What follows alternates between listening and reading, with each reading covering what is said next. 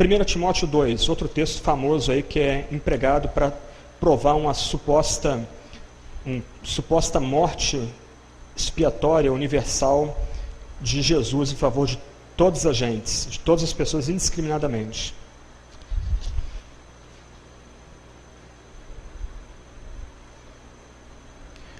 Verso 5 em diante, ou 4 em diante, né? 3, acho que é o 3, porque aí faz a ligação direitinho com os versos anteriores. Isso é bom, aceitável diante de Deus, nosso Salvador, o qual deseja que todos os homens sejam salvos e cheguem ao pleno conhecimento da verdade, porquanto há um só Deus e um só mediador entre Deus e os homens, Cristo Jesus, homem, o qual a si mesmo se deu em resgate por todos, testemunho que se deve prestar em tempos oportunos.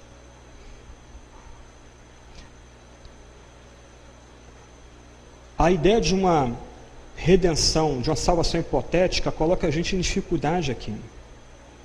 Deus deseja que todos os homens sejam salvos.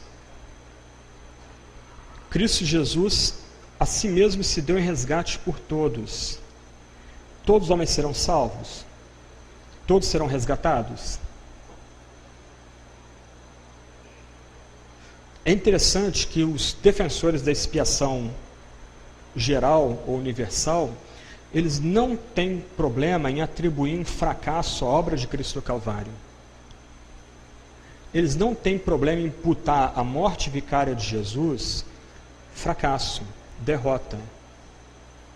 Na medida que eles supõem que Cristo, ou que Deus deseja que todo homem seja salvo, eles não têm problema em imputar derrota a Deus à medida que nem todos serão salvos. Alguns receberão a justa condenação. Alguns serão banidos para lugar de trevas e pranto e ranger de dentes. Ele não tem problema, arminiano, em supor que aquele que se deu em resgate por todos, talvez não resgata todos. Mas essa não é a linguagem da Bíblia. A linguagem da Bíblia é que Deus salvará pecadores. A linguagem da Bíblia é que aqueles pelos quais Cristo fez um sacrifício de resgate serão de fato resgatados. Quais são então todos os homens desse verso? Quais são o todos aí do verso 6 desse trecho aí? Voltando, verso 1. Antes de tudo, pois, exorto que se use a prática de súplicas, orações, intercessões, ações de graças em favor de todos os homens, em favor dos reis e de todos que se acham investidos de autoridade, para que vamos vida tranquila e mansa, com piedade e respeito, e ser bom e aceitável diante de Deus, nosso Salvador, o qual deseja que todos os homens, reis, aqueles que se acham investidos de autoridade, etc., sejam salvos, cheguem ao pleno conhecimento da verdade, etc. Cristo Jesus, o qual se deu em resgate por todos, reis, autoridades, testemunho que se deve prestar em tempos oportunos. A própria passagem bíblica já explica o que é o todos aqui. Quem são os todos? Toda classe de pessoas. O alvo do amor eletivo de Deus não são apenas os pobres, como a teologia da libertação ensina. O alvo do amor eletivo de Deus não são apenas aqueles de classe média. O alvo do amor eletivo de Deus não são apenas os brancos, ou os americanos, ou os anglo-saxões. O alvo do amor eletivo de Deus é abrangente. Ricos, pobres são convidados ao reino.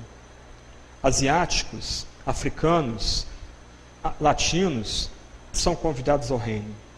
Porque Deus ama africanos, asiáticos, latinos, anglo-saxões, europeus, americanos. Deus ama aqueles que estão em posição de autoridade, reis, rainhas, presidentes, deputados, assim como Deus ama os pobres e tem um lugar no reino para os pobres.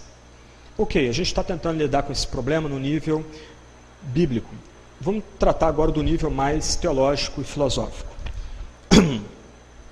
A teologia arminiana diz que Deus elegeu aqueles que Deus sabe que terão fé nele. Se Deus já previamente sabe que alguns terão fé nele e outros permanecerão em incredulidade, por que Cristo então tem que morrer por todas as pessoas?